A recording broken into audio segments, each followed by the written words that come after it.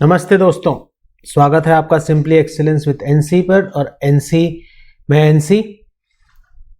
इस वीडियो में मैं आपको कुछ ऐसे फंक्शन बताने वाला हूं एक्सेल के जो आपकी ज़िंदगी को इतना आसान कर देंगे कि वो रोज़ाना आपके पास डेटा है। मैं आपको एग्जांपल दे रहा हूं, आपके पास डेटा है, जैसे मेरे पास ये डेटा है जिसमें करीब 59,000 के करीब रोज़ हैं और सेल्स डेटा है जिसमें प्रॉफिट भी है, क्वांटिटी भी है, सब कुछ है। अभी मेरे को चाहिए कि मेरे को एक पर्टिकुलर कैटेगरी का या एक पर्टिकुलर प्रोडक्ट का मेरे को टोटल सेल चाहिए और मेरे पास टाइम नहीं है। मेरे को चुटकी बजाते ही मेरे मैनेजर ने बोला है कि मेरे को बताओ कितनी है, और मैनेजर्स के पास आपको पता है टाइम नहीं होता है, वो आपको बोलते हैं और वो एक्सपेक्ट करते हैं कि आप आंसर एकदम से दे दें। आप सेल्स में काम कर रहे हैं, आप सेल्स कोऑर्डिनेटर का काम कर रहे हैं, आपको ये इंफॉर्मेशन एकदम से चाहिए। आज इस वीडियो में जो मैं आपको बताऊंगा, कुछ ऐसे फंक्शन आप अपनी एक एक्सेल शीट वर्कबुक के अंदर ही एक ऐसी शीट बना के रखिए जो आपको पता है कि आपसे पूछी जाती हैं चीज़ें और आप वो हमेशा ही तैयार रखिए। और जैसे ही आपसे कोई कुछ पूछे 30 सेकेंड, मेरी गारंटी 30 सेकेंड के अंदर जितना टाइम आप खाली टाइप करने में लगाएंगे, खाली उतना ही टाइम लगेगा आपको अपना आउटपुट देने में, जिससे आप बहुत और भी प्रोडक्टिव होंगे अपने काम में। जैसे जैसे मैं और वीडियोस डालूंगा, आगे मैं डेटा वैलिडेशन के वीडियोस डालूंगा जिसमें आप देखेंगे ये 30 सेकेंड का टाइम भी आपको नहीं लगेगा। तो शुरुआत करते हैं। जो हम लोग बात करेंगे वो हम बात करेंगे कुछ बड़े ही इंटरेस्टिंग फंक्शन की। बहुत ही इंटरेस्टिंग फंक्शन है और बहुत ही यूजफुल फंक्शन है, और वो फंक्शन है sum if S, average if S.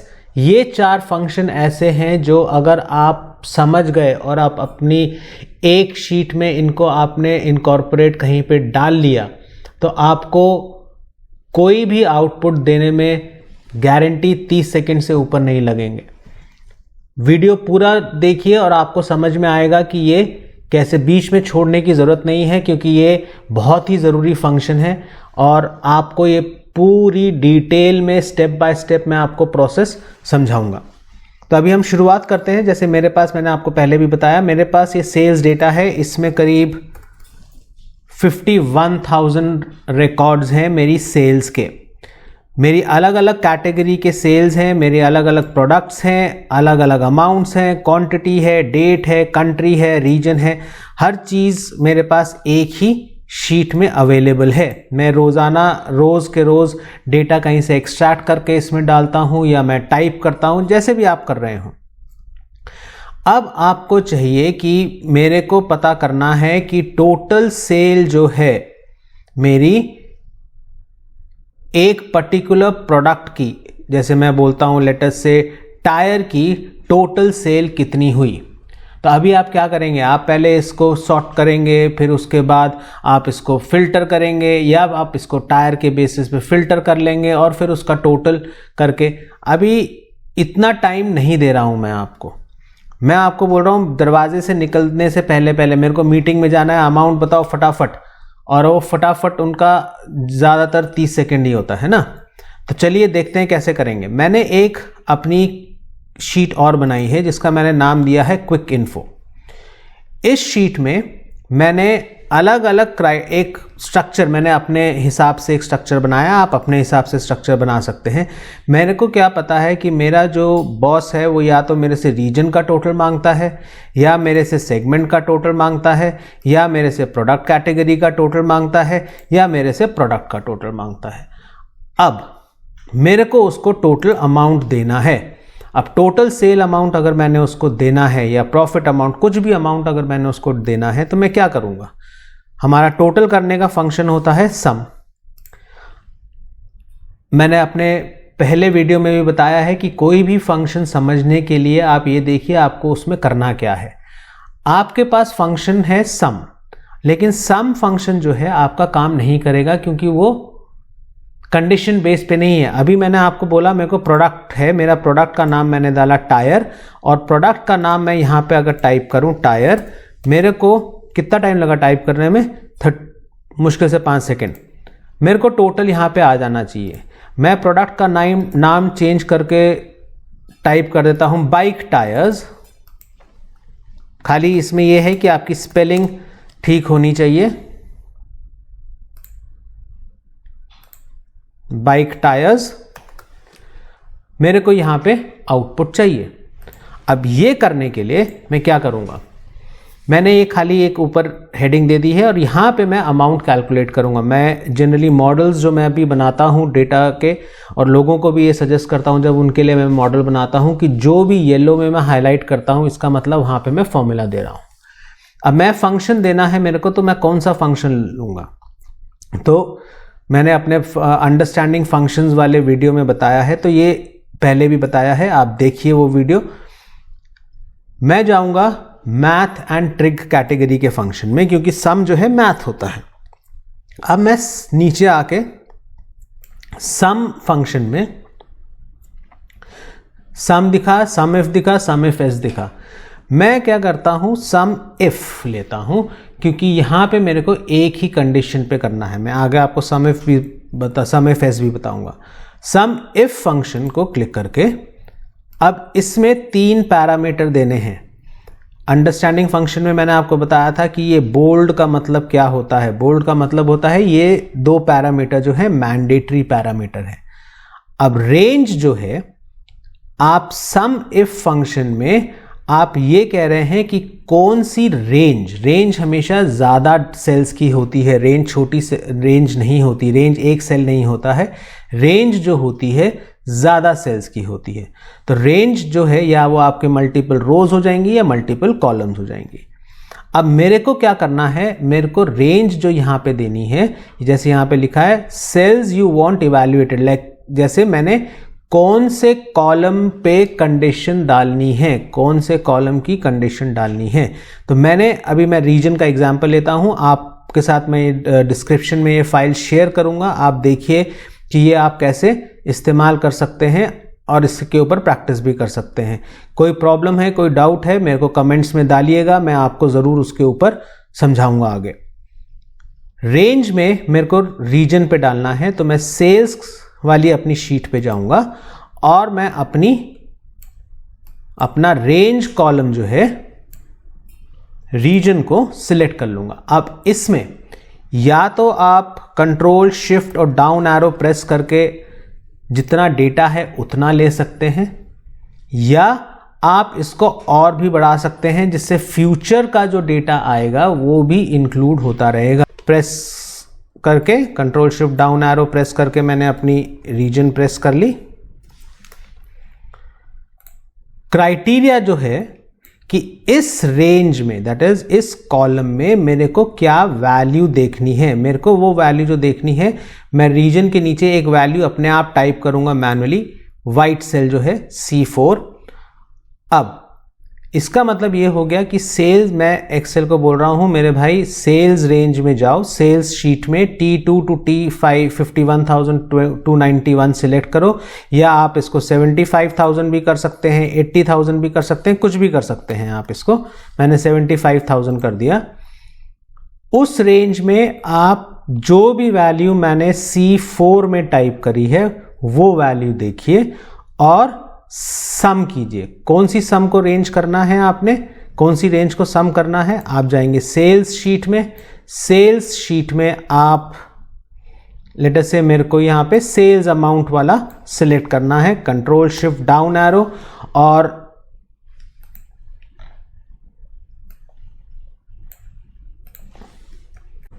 Control shift down arrow. अब इसमें आपको एक चीज का ख्याल ये रखना है कि जो आपकी सम रेंज है और जो आपकी रेंज है ये दोनों एक जितनी होनी चाहिए। तो मैं इसको दूंगा 75,000। दोनों का जो नंबर ऑफ सेल्स हैं दोनों सिमिलर होने चाहिए, कहीं पे भी ज्यादा कम नहीं हो सकता। वैसे अब आपने इसको क्लिक किया ओके। अभी आपकी वैल्यू आ रही है 0। मैं अभी सेल्स वाली शीट में जाके एक रीजन देख लेता हूं, कोई भी, लेट अस से EMEA। टाइप करने में आसान है इसलिए मैं EMEA टाइप करता हूं, EMEA। अब इसने जो दिया मेरे को, क्या आंसर दिया, मेरे को कितना टाइम लगा टाइप करने में, खाली मुश्किल से 5 सेकेंड, और मेरे को इसने EMEA का टोटल दे दिया। अभी मैं सेल्स में वापस जाता हूं और मैं बोलता हूं सेंट्रल का टोटल चाहिए, तो मैं EMEA डिलीट करके सेंट्रल टाइप कर देता हूं, मेरे को सेंट्रल का टोटल मिल गया। मजा आया दोस्तों? अच्छा है ये फंक्शन। अभी ये फंक्शन जो है इसको हम बोलते हैं sum if function. Some if function के जो पैरामीटर्स हैं मैं आपको एक बार रिवाइज करवा देता हूं। सम इफ के जो पैरामीटर्स हैं, पहला पैरामीटर होता है रेंज, किस कॉलम में या किस रो में पूरी लंबी वैल्यूज, मल्टीपल सेल्स, एक सेल नहीं मल्टीपल सेल्स में आप डेटा ढूंढ रहे हैं। क्राइटेरिया जो होता है क्या वैल्यू ढूंढ रहे हैं। आप इसमें मैनुअली भी टाइप कर सकते हैं, लेकिन अगर आप मैनुअली टाइप करेंगे तो हर बार आपको ये फॉर्मूला आके चेंज करना पड़ेगा। तभी मैंने यहां पे सेल रेफरेंस लिया था C4। और सम रेंज, कौन से कॉलम को आपने टोटल करना है, तो आपका रिजल्ट आ जाएगा। अब इसी का एक और फंक्शन है, इसी का एक और वेरिएशन है जिसको हम बोलते हैं सम इफ एस। इंग्लिश में सिंगुलर प्लूरल, अगर कोई चीज एक है तो हम उसको क्या अगर one pencil many pencils S लगा देते हैं, ऐसे ही सम इफ एस फंक्शन है आपका। आप लुकअप वहां से मैथ एंड ट्रिक में जाइए और आप अपना सम इफ एस फंक्शन चूज करिए। अभी सम इफ एस फंक्शन जो है मल्टीपल क्राइटेरियाज के साथ चलता है। आप इसमें मल्टीपल कॉलम्स पे मल्टीपल क्राइटेरिया दे सकते हैं। कितने कॉलम? 255 कॉलम्स पे आप कंडीशन लगा के आप सम कर सकते हैं। एक चीज इसमें ख्याल रखिएगा, इसका पहला पैरामीटर है सम रेंज, दैट इज कौन से कॉलम की आपने रेंज करनी है, मतलब कौन से कॉलम का आपने टोटल करना है। तो मैंने क्या करना है, मैंने सेल्स अमाउंट जो है मेरा उसका टोटल करना है, तो मैं उसको सिलेक्ट कर लूंगा। इस केस में भी मैं अपनी रेंज बढ़ा दूंगा, 75,000 कर दूंगा, जिससे मेरा आगे का नया डेटा भी ऐड ऑन होता रहे। खाली आप ये ख्याल रखिए कि ये जैसे जैसे आप बढ़ाते रहेंगे, कभी आपका डेटा अगर बड़ा हो गया तो आपको आके बस ये रेंज थोड़ी सी चेंज करनी पड़ सकती है। क्राइटेरिया रेंज 1, क्राइटेरिया रेंज 1 क्या होगी कि किस कॉलम पे, मैंने आप जैसे आपको बोला रेंज जो होती है मल्टीपल सेल्स होते हैं, मल्टीपल रोज या मल्टीपल कॉलम्स। मेरे को किस कॉलम पे क्राइटेरिया डालना है, मैंने यहां पे लिखा है मेरे को पहला क्राइटेरिया डालना है रीजन पे। तो क्राइटेरिया रेंज 1 मेरी सेल्स शीट में रीजन कॉलम हो जाएगा, तो मैं उसको जाके सिलेक्ट कर लूंगा और उसको भी 75,000 लास्ट में मैं डाल देता हूं, जिससे मेरी रेंज थोड़ी बढ़ जाए। अब इसमें मैं क्या ढूंढ रहा हूं, इसमें मैं क्विक इन्फो वाली शीट में ही आ गया हूं वापस। EMEA जो मैंने सेल में वैल्यू डाली है, C7 सेल में जो भी वैल्यू डालूंगा वो पिकअप करें। क्राइटेरिया रेंज 2 मेरे को किस पे डालनी है, मेरे को डालनी है सेगमेंट पे। तो सेगमेंट मेरा है सेल्स शीट में, मेरे पास एक कॉलम है सेगमेंट, मैं उस कॉलम को सिलेक्ट कर लूंगा और इसको मैं कर दूंगा 75,000। आप एक चीज और कर सकते हैं कि एसेट सिलेक्ट करने की जगह आप पूरा कॉलम भी सिलेक्ट कर सकते हैं, तो वो पूरा ले लेगा P:P। लेकिन अभी मैं इस एग्जाम्पल के लिए मैं खाली मैनुअली कर रहा हूं 75,000। और मेरा क्राइटेरिया 2 क्या है, मेरा क्राइटेरिया 2 है कॉर्पोरेट या जो भी मैं वैल्यू डालूंगा C8 में। पहला पैरामीटर है सम रेंज, कौन से कॉलम पे आपको टोटल करना है। दूसरा पैरामीटर है आपका क्राइटेरिया, किस क्राइटेरिया रेंज 1 किस कॉलम पे आपने कंडीशन लगानी है। इसके साथ तीसरा पैरामीटर आपके साथ जो क्राइटेरिया रेंज 1 के साथ आएगा वो आएगा क्राइटेरिया 1 कि उस कॉलम में आपने क्या वैल्यू ढूंढनी है। क्राइटेरिया रेंज 2 कि अगला कौन सा क्राइटेरिया है, अगला कौन सा कॉलम है जिस पे आपने कंडीशन चेक करनी है। और क्राइटेरिया 2 हो गया आपका क्या वैल्यू आप उसमें चेक कर रहे हैं। ऐसे करके आप 255 क्राइटेरिया रेंजेस दे सकते हैं और उनके क्राइटेरिया बोल सकते हैं। तो जैसे जैसे आप और ऐड करते रहेंगे, राइट से स्क्रॉल कीजिए और अपने और क्राइटेरिया दे दीजिए। अब मैंने किया इसको ओके।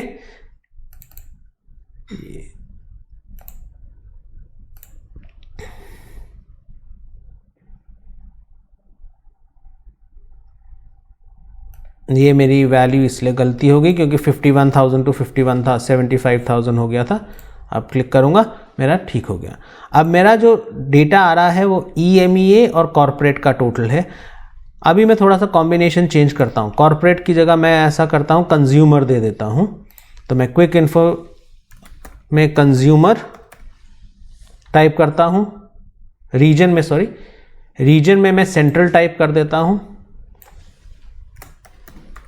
किसी का भी कॉम्बिनेशन आपको चाहिए, सेंट्रल और साथ में मैं कर देता हूं कंज्यूमर, सेंट्रल, कॉर्पोरेट। तो आपका आंसर चेंज होता रहेगा, है ना जादुई फंक्शन सम इफ और सम इफ एस। इसी तरीके से आपका दो फंक्शन और हैं, एवरेज इफ और एवरेज इफ एस, जहां पे आपको एवरेज निकालनी है कि मेरे को एक पर्टिकुलर रीजन में मेरी एवरेज सेल कितनी हुई या एवरेज प्रॉफिट कितना हुआ। तो मैं क्या करूंगा, एवरेज फंक्शन क्या है, एवरेज एक्चुअली स्टैटिस्टिकल कैटेगरी में आता है। तो मैं मोर फंक्शन में जाके स्टैटिस्टिकल चूज करके एवरेज इफ चूज करूंगा। इसमें भी वही है, पहला क्राइटेरिया है रेंज, एवरेज इफ है रेंज, किस कॉलम पे आप कंडीशन लगा रहे हैं। मैं कंडीशन लगा रहा हूं रीजन कॉलम पे। तो मैं सेल्स में आके मैं यहां पे आपको दिखाता हूं, मैंने पूरा कॉलम सेलेक्ट कर लिया T2T। इसमें क्राइटेरिया मेरा क्या है, जो भी मैं टाइप करूंगा सेल I4 में, और एवरेज रेंज क्या है, मेरे को लेटर से इस केस में लेनी है प्रॉफिट। मेरे को प्रॉफिट का एवरेज लेना है। तो मैंने प्रॉफिट कॉलम सेलेक्ट कर लिया, K:K, ओके। अभी ऑप्शंस में मैंने रीजन कोई भी नहीं दी। अब मैं अगर सेंट्रल रीजन टाइप करता हूं तो मेरे को आंसर मिल जाएगा, एवरेज प्रॉफिट है आपका 72। EMEA में आपका एवरेज प्रॉफिट है 73। तो आप अपने हिसाब से जो भी आपको चाहिए आप उसमें ले सकते हैं। तो आप अगर प्रॉफिट का देखेंगे तो आपका प्रॉफिट वैसे भी 17 ऐसे ही है, तो इसलिए डेटा ठीक होगा। इसी की तरह जैसे सम इफ एस था, वैसे ही आपका एवरेज इफ एस फंक्शन भी होता है। एवरेज इफ एस फंक्शन में आप वही करेंगे, मोर फंक्शंस में जाएंगे, स्टैटिस्टिकल्स में जाके एवरेज इफ एस चूज करेंगे। एवरेज रेंज क्या है, किस कॉलम का एवरेज करना है। इस बार मैं लेटर से आपका वापस से शिपिंग कॉस्ट का एवरेज देखना चाहता हूं। क्राइटेरिया रेंज क्या है, मेरी पहली क्राइटेरिया रेंज है रीजन और सेगमेंट। सो रीजन कॉलम पे जाके सेल्स में मैंने वापस से रीजन कॉलम ऊपर से नीचे खाली कॉलम नेम पे सिलेक्ट किया और ऊपर से नीचे तक कॉलम सिलेक्ट हो गया। क्राइटेरिया क्या है, जो भी मैं वैल्यू डालूंगा रीजन के सामने I7 में। क्राइटेरिया रेंज 2 क्या है, मैंने ली है सेगमेंट, वापस से मैं सेल्स शीट में जाके सेगमेंट सिलेक्ट कर लूंगा। क्राइटेरिया 2 क्या है मेरा, क्राइटेरिया 2 मेरा है जो भी मैं वैल्यू डालूंगा और ओके। तो आपकी एवरेज शिपिंग कॉस्ट 7, आपकी एवरेज शिपिंग कॉस्ट 7 रुपए है अगर आप किसी पर्टिकुलर रीजन में डाल रहे हैं अपना डेटा। तो दोस्तों मेरे को पूरा भरोसा है कि ये 4 फंक्शन आपने जो करे हैं, इन 4 फंक्शन से आप अपना रोज इंफॉर्मेशन देने वाला काम जो है, जो भी आपको चुटकी बजाते ही इंफॉर्मेशन मांगता है, उसको आप 5 सेकंड 10 सेकंड में इंफॉर्मेशन दे सकते हैं। मैं ये वाली फाइल आपके साथ शेयर करूंगा, डिस्क्रिप्शन में इसका लिंक मैं आपके साथ शेयर करूंगा। फाइल को देखिए, इस पे प्रैक्टिस कीजिए। कोई भी चीज़ पे अगर आपको डाउट है कमेंट में डालिए, वीडियो शेयर कीजिए, लाइक कीजिए। चैनल को अभी तक अगर आपने सब्सक्राइब नहीं किया है तो चैनल को सब्सक्राइब कीजिए, जिससे आप और भी एक्सेल की टिप्स एंड ट्रिक्स देख सकते हैं। आपके लिए एक काम और है, अभी हमने किए हैं 4 function, some if S, sum average if S. अब आपके लिए मैं एक काम दे रहा हूं जिसको मैं आपको नंबर ऑफ ऑर्डर्स फाइंड करने हैं based on region, segment, product category, product. एक कंडीशन, और रीजन और सेगमेंट के बेसिस पे आपको एवरेज काउंट करने हैं नंबर ऑफ ऑर्डर्स। अब ये आप कैसे करेंगे, इसके लिए मैं आपको हिंट दे देता हूं। इसके लिए 2 फंक्शन आते हैं, count if and count if S. मैं चाहूंगा कि आप वो फंक्शन अपने आप एक्सप्लोर कीजिए और कमेंट बॉक्स में डालिए आपने उसको कैसे किया है, और मेरे को बताइए कि आपको ये वीडियो कैसा लगा और ये करने में आपको कितनी आसानी हुई और ये आपके काम में कितना काम आएगा। वीडियो देखने के लिए थैंक यू। चैनल को सब्सक्राइब कीजिए, वीडियो को लाइक कीजिए, शेयर कीजिए, खुद सीखिए, औरों को सिखाइए। अभी के लिए नमस्ते, फिर मिलेंगे अगले वीडियो में। Thank you.